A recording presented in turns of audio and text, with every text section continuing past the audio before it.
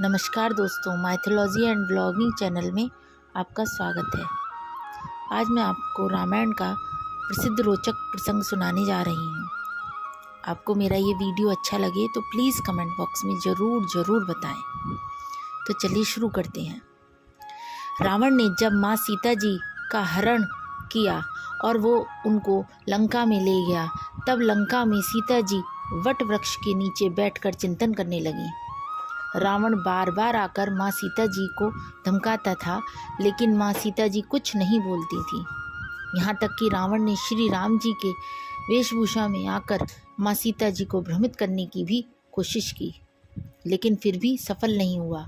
रावण थक हार कर जब अपने शयन कक्ष में गया तो मंदोदरी ने उससे कहा, आप तो राम का वेश धरकर गए थे, फिर क्या हुआ?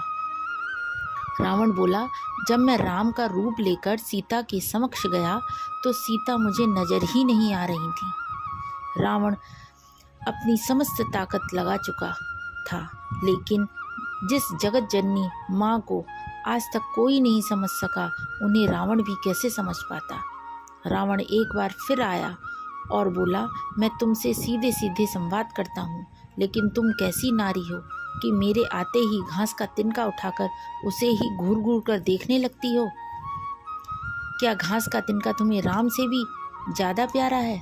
रावण के इस प्रश्न को सुनकर माँ सीता जी बिल्कुल चुप हो गईं और उनकी आंखों से आंसुओं की धारा बह पड़ी।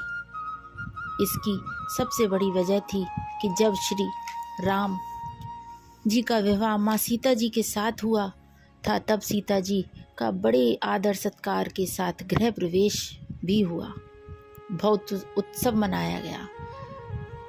प्रथानुसार नववधु विवाह पश्चात जब ससुराल आती है तो उसके हाथ से कुछ मीठा पकवान बनाया जाता है, ताकि जीवन भर घर में मिठास बनी रहे। इसीलिए माँ सीता जी ने उस दिन अपने हाथों से घर पर खीर बनाई और समस्त परिवार, राजा दशरथ एवं तीनों रानियों सहित चारों भाइयों और ऋषि संत भी भोजन पर आमंत्रित थे। माँ सीता जी ने सभी को खीर परोसना शुरू किया और भोजन शुरू होने ही वाला था कि जोर से एक हवा का झोंका आया। सभी ने अपनी अपनी पत्तलें संभाली। सीता जी बड़े गौर से सब देख रही थी। ठीक उसी समय राजा दशरथ जी की खीर पर एक छोटा सा घास का तिनका गिर गया, जिसे माँ सीता जी ने देख लिया, लेकिन अब खीर में हाथ कैसे डालें, ये प्रश्न आ गया। माँ सीता जी दूर से ही उस तिनके को घूर कर देखने लगी। घूर कर देखा तो वो जल कर राख हो गया और एक छोटे से बूंदू में तब्दील हो गया। सीता जी ने सोचा, अच्छा हुआ किसी ने नहीं देखा, लेकिन राजा दशरथ माँ सीता जी के इस चमत्कार को देख रहे थे। फिर भी दशरथ जी चुप रहे और अपने कक्ष पहुंचकर माँ सीता जी को बुलवाया। फिर उन्होंने सीता जी से कहा कि मैंने आज भोजन के समय आपके चमत्कार को देख लिया था। आप साक्षात जगत जननी स्वरूपा हो, लेकिन एक बात आप मेरी जरूर याद रखना। आपने जिस नज़र से आज उस तिनके को देखा था, उस नज़र से आप अपने शत्रु को भी कभी मत देखना।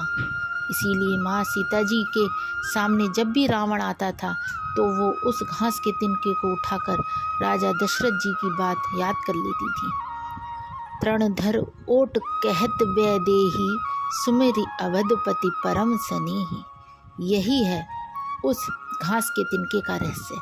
इसीलिए माता सीता जी चाहती तो रावण को उस जगह पर ही राख कर सकती थी, लेकिन राजा दशरथ जी को दिए गए वचन एवं भगवान श्री राम को रावण वध का श्रेय दिलाने हेतु वो शांत रहीं। ऐसी विशाल हृदय थी हमारी जानकी माता। आपको मेरी ये वीडियो अच्छी लगी हो तो प्लीज़ इसे लाइक करें, शेयर करें एंड सब्सक्राइब करें। जय श्री राम।